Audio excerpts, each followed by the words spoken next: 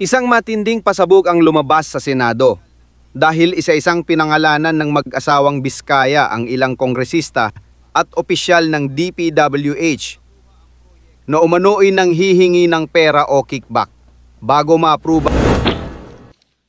Magandang umaga po sa mga kagalang-galang na senators at miyembro ng Blue Ribbon Committee, lalong-lalo na kay Senator Rodante Marcoleta, Chairman ng Blue Ribbon Committee. Joint statement ng namin mag-asawa. So I will read partial and then my husband will also read the other half of the sworn statement. So kami si Pacifico F. Discaya II and Cesara Rowena Discaya, mag-asawang nasa tamang edad, parehong Pilipino.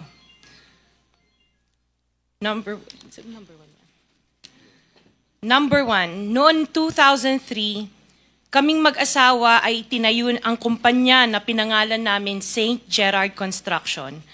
Ipinarehistro namin ito sa DTI, nakakuha ng contractor's license at nagsimula na lumahok sa mga pribadong construction projects. Number two, kinalaunan nagsimula na rin kami na lumahok sa mga government projects. Natuklasan namin na hindi naging madali ang trabaho sa mga government projects. Madalas mahirap ang paniningil ng bayad at matagal bago kami mabayaran ng gobyerno. Number 4, hanggang dumating ang pagkakataon, lumapit sa amin ang isang kaibigan na si Voltaire Claveria at inalok kaming magkaroon ng proyekto sa national level gamit ang aming lisensya. Number 5, ipinakilala niya ang sarili niya na nagtatrabaho para sa isang congressman at nangakong kapag nagbigay kami ng pera ay makakakuha kami ng proyekto.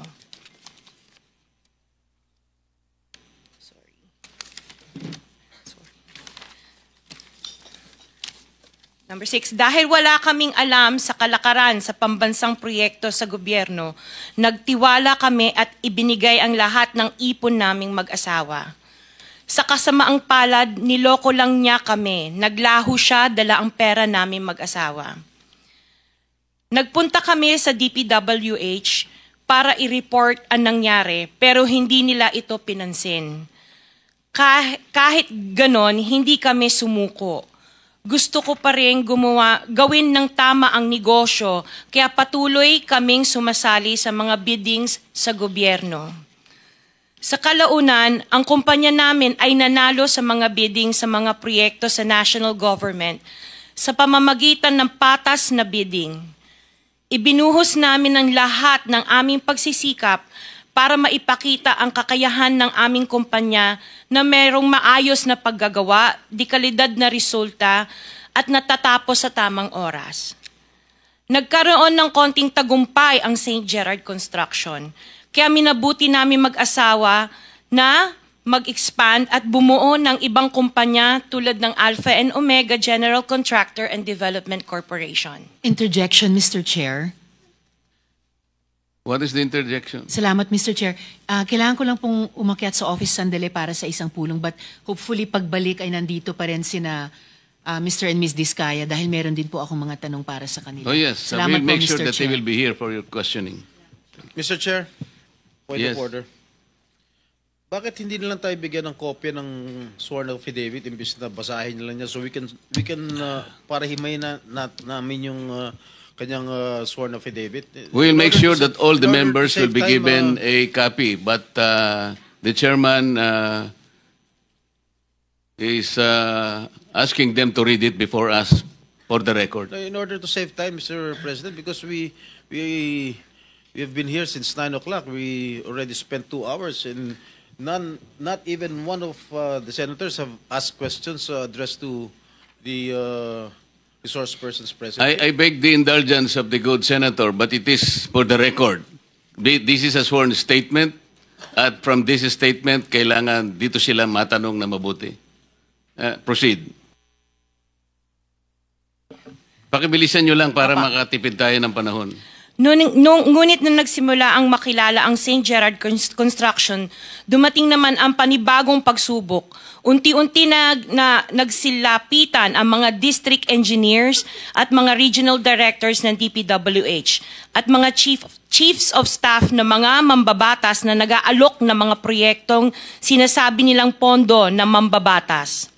Noong una, sinubukan naming labanan ng mga ito sa pamamagitan ng pagre-report sa DPWH at pagpapadyaryo ng mga tiwaling kawani ng gobyerno, subalit hindi sila natitinag sa mga ito.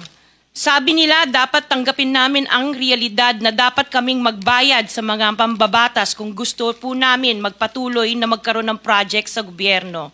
Kung hindi, binabala nila na matatanggal na sa listahan ang kumpanya namin at hindi na makakakuha ng kahit anong proyekto. Hindi namin ginusto kailanman na mapasama sa ganitong sistema, pero kailangan namin magpatuloy para sa pamilya at mga empleyado namin.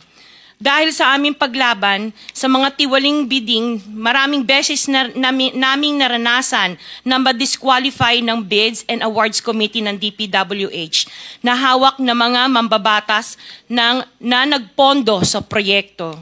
Dahil naiipit na ang aming negosyo, lumulubog na kami sa lumalaking utang ng kumpanya at peligro sa buhay ng aming pamilya. Napilitan kaming makisama sa kalakaran kahit labag sa aming kalooban.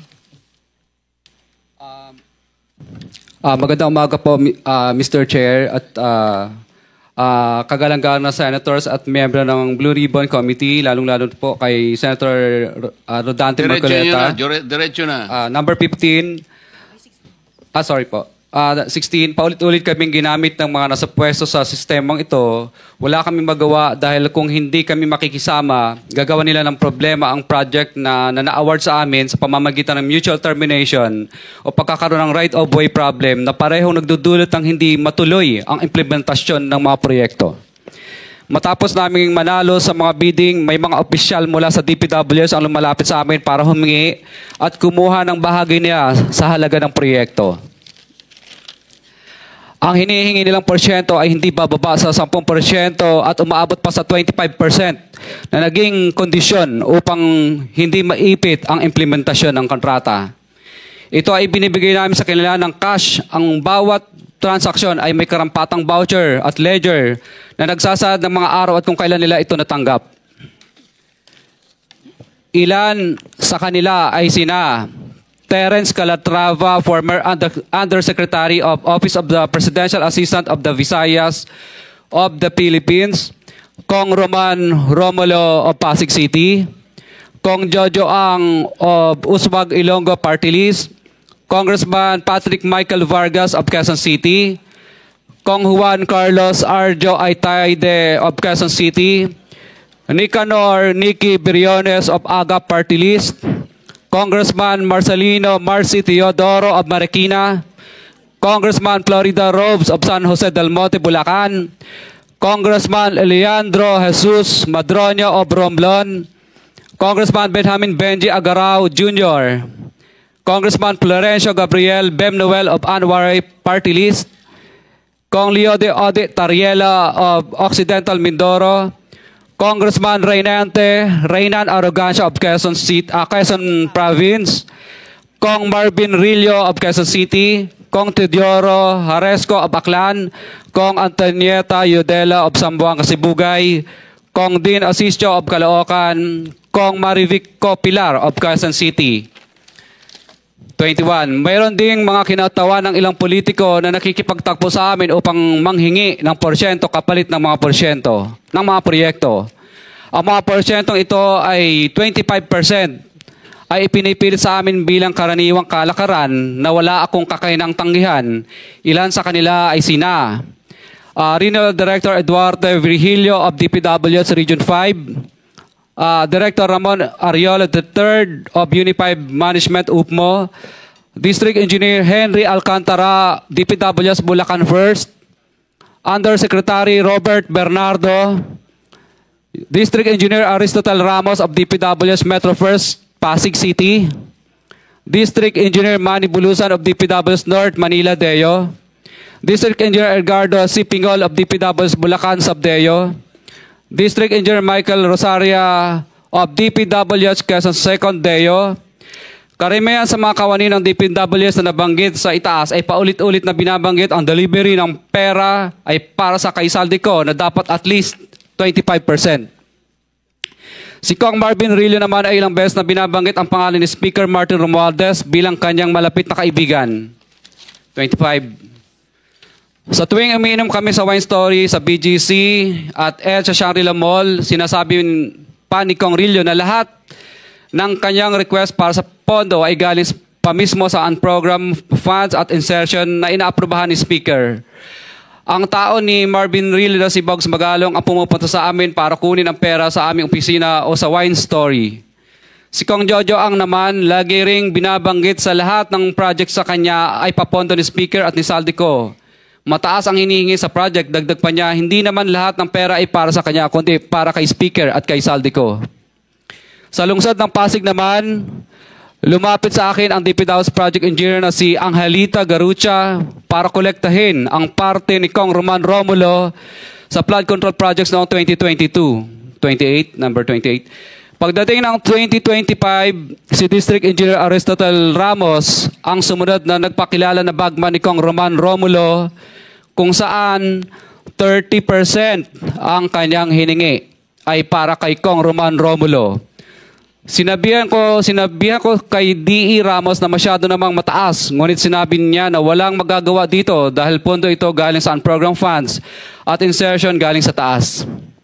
Sa ilang pagkakataon, ang mga politiko na personal na inabutan ng halaga ayon sa hinihingi nilang porsyento mula sa proyekto.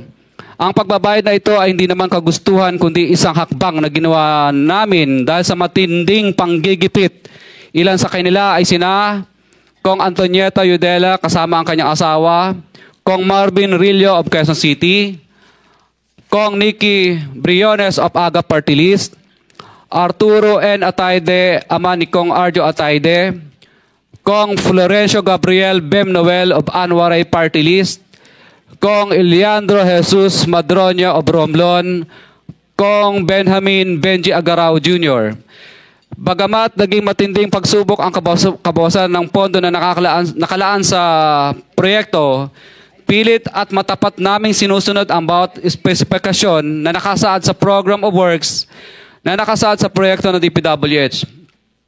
Nakakasiguro kami na nagawa namin ng maayos at matapat ang bahagi o phase ng proyekto na na-award sa amin.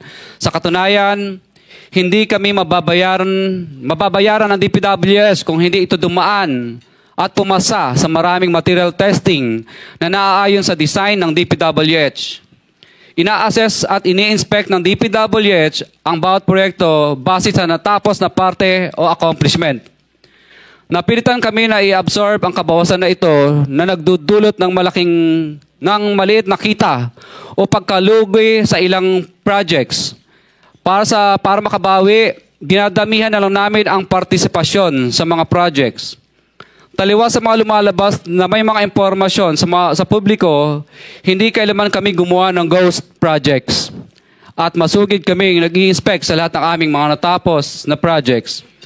Handa po kaming tumistigo ng walang pilit at kusang loob bilang state witness at sabihin ang lahat ng nangyayaring katiwalaan ng Kamara, DPWH at iba pang mga kawani ng gobyerno upang gawin ang tama.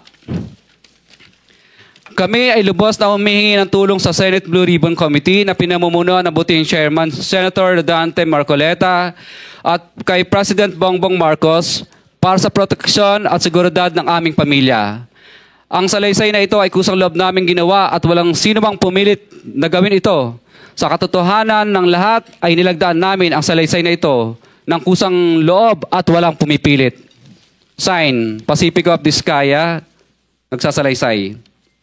Notaryado po. For the record, this sworn statement was notarized by a certain Attorney Reynaldo F. Segubiense, PTR number 246726, January 4, 2024. Hanggang ang MCLE ay 2025, This was notarized on September 6, 2025. Mr. Chair. Mr. Pacifico Discaya and Cesaria Rowena Discaya, meron pong pirma sa inyong respective na pangalan. Ito po ba'y pirma ninyo? For the record lang. Yes po, Chair. Thank you.